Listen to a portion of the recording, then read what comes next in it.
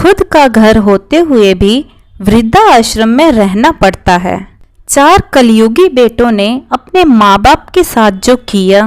दोस्तों, ये कहानी 86 साल के हीरा ठाकुर और उनकी दिव्यांग पत्नी की है। हीरा ठाकुर के 4 बेटे थे।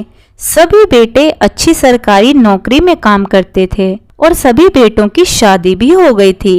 हीरा ठाकुर सोचते थे कि मेरे चारों बेटे राम, लक्ष्मण, भरत, शत्रुघ्न हैं।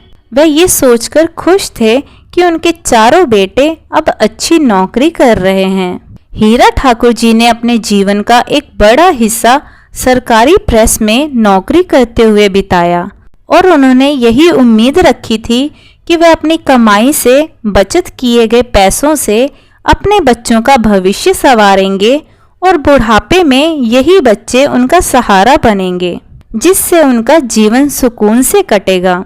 लेकिन उनके बेटों ने उनकी सोच के बिल्कुल विपरीत काम किया। एक दिन चारों बेटों ने आपस में मिलकर एक प्लानिंग की। उसके बाद चारों बेटे अपने पिता के पास गए और कहने लगे, पिताजी, ये घर पुराना हो गया है, इसलिए हमें इसे तोड़वा कर एक नया आलीशान घर बनाना चाहिए। कुछ समय के लिए हीरा ठाकुर उनकी बात सुनकर चुप रह गए। फिर उन्होंने सोचा कि बच्चों की खुशी अगर इसी में है तो चलो यही सही।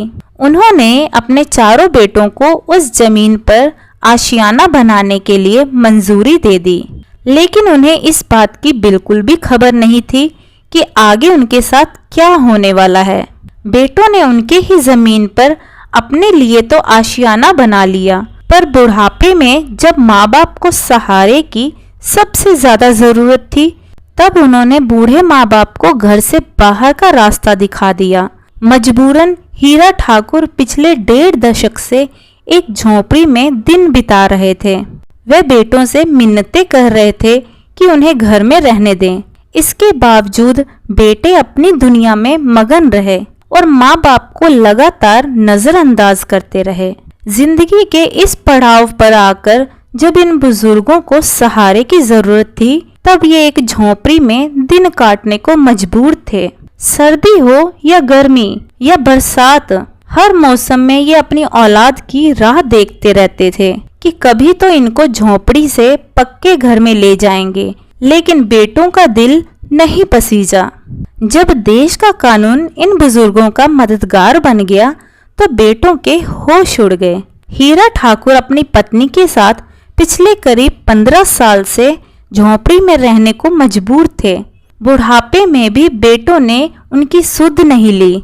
उन्होंने पिता के जमीन पर मकान बनाया और उसके बाद उन्हें ही घर से बेदखल कर दिया।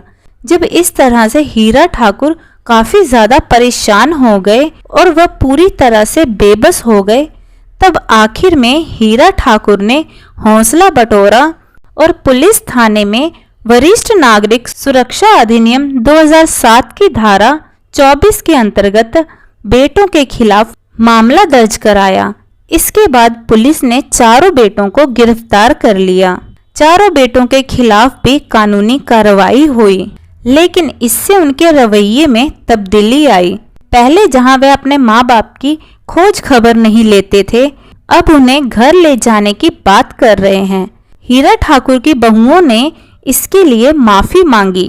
दोस्तों, हमें इस कहानी से ये सीख मिलती है कि माता पिता हमारी सबसे बड़ी संपत्ति है, इनका सम्मान करें। तो दोस्तों, आपको हमारी आज की यह कहानी कैसी लगी कमेंट करके ज़रूर बताइएगा।